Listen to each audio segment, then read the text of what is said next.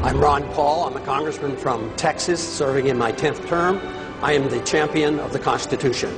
You get the sense that the country is desperate for someone to show us the way. Not the old way, not the same way, but a new way. Ron Paul, who raised more than $5 million in the third quarter, trailing not far behind fellow Republicans like John McCain and Fred Thompson. Ron Paul, who has a huge internet following. He's a congressman, a physician who's delivered more than 4,000 babies. Ron Paul has been married to the same woman for 50 years, which means he doesn't come to the race with a lot of the assorted baggage that some of the other candidates for the White House do. So here's the question. Should more people be listening to what Ron Paul has to say? Ron Paul! Ron Paul! Ron Paul! Ron Paul! We have allowed our nation to be overtaxed and overregulated and overrun by bureaucrats. The founders would be ashamed of us for what we're putting up with. Matter of fact, if you look at every single problem we're facing today, it's because of the lack of respect for the rule of law and the Constitution. The right guy is the guy who's anti-government, anti-war, pro-personal liberty, pro-economic freedom. Vote for him, whatever party he is. And if you have to change parties to vote, that's like 5 clicks on the internet. It's not complicated. If you really want to have a choice between a real revolutionary candidate and someone out of a machine, well, this can happen. Ron Paul brings together people of all races, all socioeconomic backgrounds, all political affiliations, because freedom is truth and truth is power, and we can live and be free in this country if we believe we can. John writes from West Virginia, yes, more people should listen. A rarity. A man of principle, integrity, and high values running for president. Exactly what America needs in this day and age. If you were president, would you work to phase out the IRS? Immediately. That's what they call a softball. And you can only do that if you change our ideas about what the role of government ought to be. If you think the government has to take care of us from cradle to grave, and if you think our government should police the world and spend hundreds of billions of dollars on a foreign policy that we cannot manage, you can't get rid of the IRS. But if you want to lower taxes, and if you want the government to quit printing the money to come up with shortfall and cause all the inflation, you have to change policy. Congressman Ron Paul, you appear to have consistent, principled integrity. Americans don't usually go for that. 1,500 people packed into the War Memorial Auditorium to see Paul speak. The Republican is making waves for his anti-war limited government positions. This is just a small example of the types of things that are happening really across the country.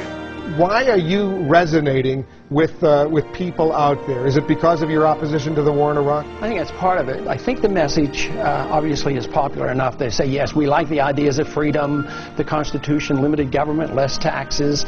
But I think the other part is people are worried, more so than I think the politicians on the Hill understand. What is going on? I want to stand and listen to the answer to my question. Why are you arresting me for asking? Help! Back up!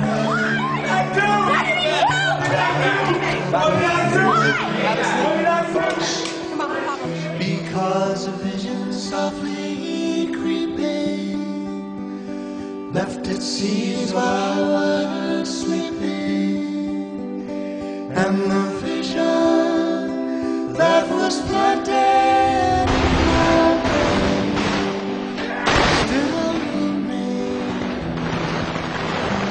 Congressman Paul, I believe you are the only man on the stage who opposes the war in Iraq. Are you out of step with your party? Is your party out of step with the rest of the world? If either of those is the case, why are you seeking its nomination? Well, I think the party has lost its way because the conservative wing of the Republican Party always advocated a non-interventionist foreign policy. No nation building, no policing of the world. Republicans were elected to end the Korean War. The Republicans were elected to end the Vietnam War. There's a strong tradition of being anti-war in the Republican Party. It is the constitutional position.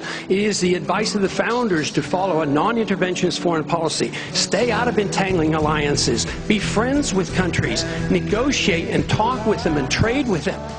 Our foreign policy has what the CIA calls blowback. It has unintended consequences. You can go back to 1953 when we put the Shah into power, or us supporting Osama bin Laden and radicalizing the Islamics to go after the Soviets, and that comes back as blowback. Peace is a powerful message, especially after the war has been going on and the people wake up and realize how many people die and how much it costs.